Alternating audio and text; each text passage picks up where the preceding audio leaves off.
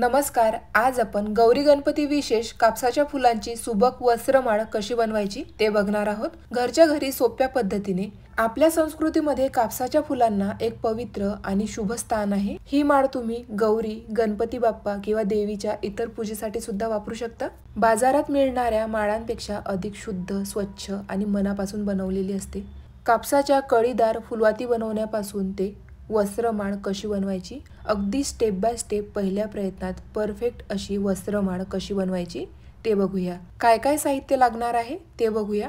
सर्वात आधी आपण कापसाच्या फुलवाती बनवून घेऊया. त्यासाठी इथं मी रेडीमेड कॉटन घेतलेला आहे. वाती किंवा फुलवाती बनवण्यासाठीचा जो कापूस असतो तो संपलेला आहे, त्यामुळे मी रेडीमेड कॉटनचा वापर करत आहे. त्यानंतर एका वाटीमध्ये मी दूध घेतलेलं आहे. सर्वात आधी आपल्याला कॉटनचे छोटे छोटे बॉल तयार करून घ्यायचे आहेत.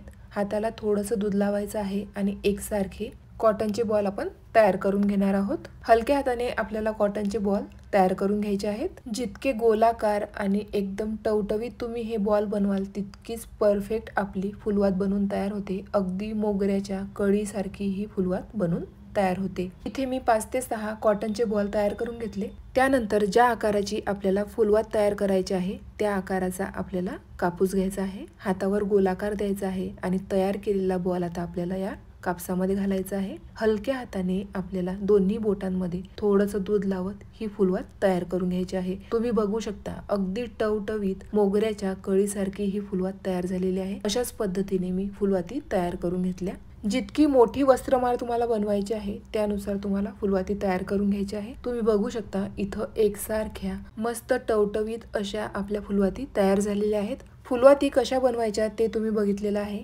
आता या फुलवातींपासून आपल्याला कापसाची फुलं तयार करायची आहे. चला तर कशी बनवायची ते बघूया. कैचीच्या मदतीने फुलवातीची जी वात असते ती आपल्याला कट करून घ्यायची आहे. अगदी फुलाच्या देठाप्रमाणे ही वात दिसते. अर्धी वात आपल्याला कट करून घ्यायची आहे. पूर्ण वात कट करू नका, नाहीतर फुलाचा आकार व्यवस्थित येत नाही. इथे मी फुलवातीची वात व्यवस्थित कट करून घेतलेली आहे. तुम्ही बघू शकता अशा पद्धतीने. कापसाचं फूल बनवण्यासाठी सर्वात आधी आपल्याला एक बेस तयार करायचा आहे. त्यासाठी कागद मी गोलाकार कट करून घेतलेला आहे. त्यानंतर त्या कागदाला आपल्याला फेविकॉल लावायचा आहे. इथं मी ड्रॉइंग बुकचा जो कागद असतो तो वापरलेला आहे. त्यानंतर कट केलेल्या फुलवाती आपल्याला एक एक करत व्यवस्थित सेट करून घ्यायचे आहे. एक कॉटनचं फूल बनवण्याकरता मी 7 फुलवातीचा वापर केलेला आहे. त्यानंतर मधोमध आपल्याला फेविकॉल लावायचा आहे. मी व्यवस्थित या फुलवाती अरेंज करत आहे, म्हणजे छान फूल आपलं तयार होतं. त्यानंतर इथं मी लाल रंगाची मोठ्या आकाराची टिकली घेतलेली आहे. इथे मी फूल सुंदर आणि आकर्षक दिसण्याकरता टिकलीचा वापर करत आहे. तुम्ही कुंदन किंवा स्टोन सुद्धा लावू शकता.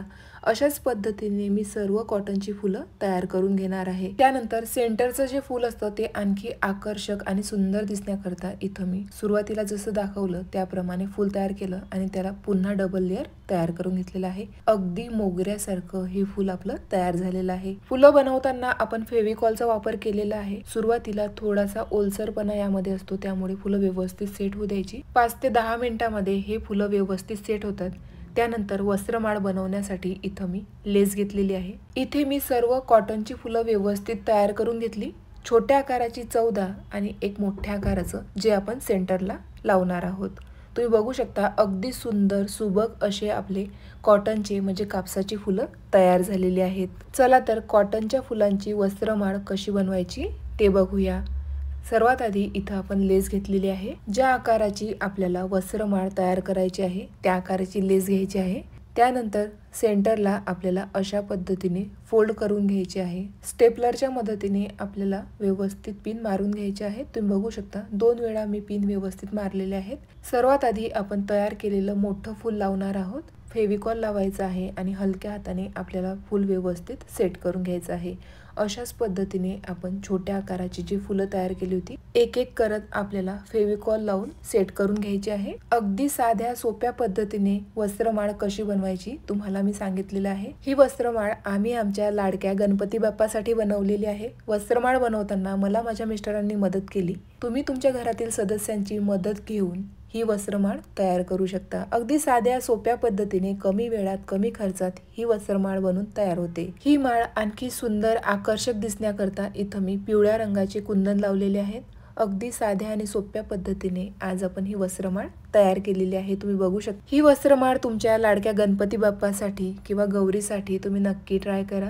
अगदी शोभून दिसेल. तुम्हाला व तुमच्या परिवाराला गौरी गणपतीच्या योगिताज किचन स्टोरी तर्फे हार्दिक शुभेच्छा. जर तुम्हाला आजचा व्हिडिओ आवडला असेल तर प्लीज जास्तीत जास्त शेअर करा. अशाच मस्त नवनवीन आणि पारंपरिक रेसिपीजसाठी योगिताज किचन स्टोरीला सबस्क्राईब करायला मात्र विसरू नका. Thank you for watching. भेटूया पुन्हा नवीन रेसिपी सोबत.